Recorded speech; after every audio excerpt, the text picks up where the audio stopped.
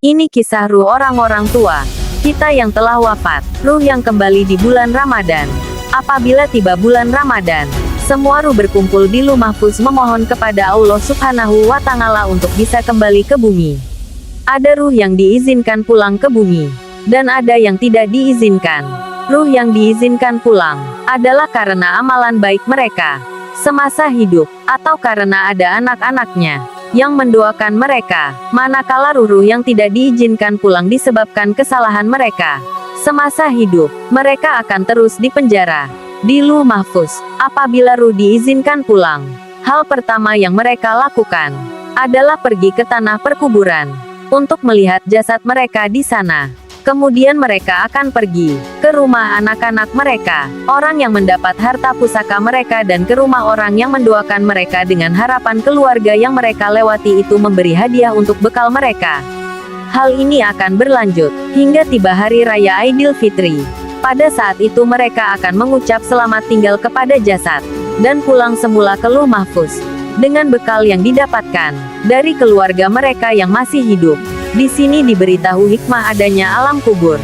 Alam kubur membuktikan bahwa Allah itu Maha Pengasih Penyayang. Orang yang melakukan kesalahan semasa hidupnya bisa dibantu dengan doa dari orang-orang yang masih hidup. Alangkah bahagianya jika seseorang yang telah meninggal selalu mendapat kiriman doa-doa dari anak-anaknya dan orang yang masih hidup.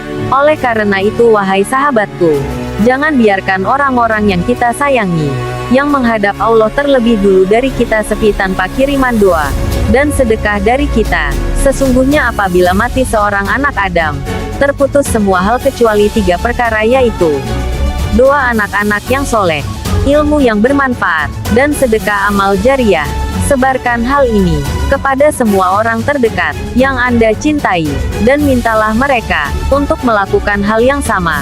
Yang jelas, jika Anda tidak meneruskan hal ini, maka Anda telah melepas kesempatan untuk saling menasihati dalam kebenaran dan beramal soleh.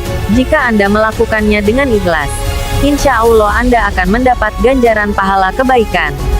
Jembatan paling panjang dan lama untuk dilalui oleh semua orang ialah jembatan titian sirat, yang lebarnya ibarat sehelai rambut, dibelah 7, dan tajamnya lebih daripada mata pedang.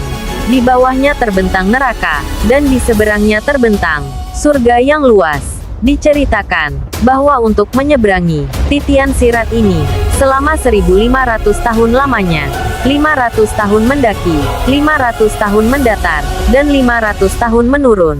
Seandainya jenazah itu mampu bangun dan cerita tentang sakaratul maut dan azab kubur, sudah pasti kita akan menghabiskan waktu 24 jam di atas sajadah.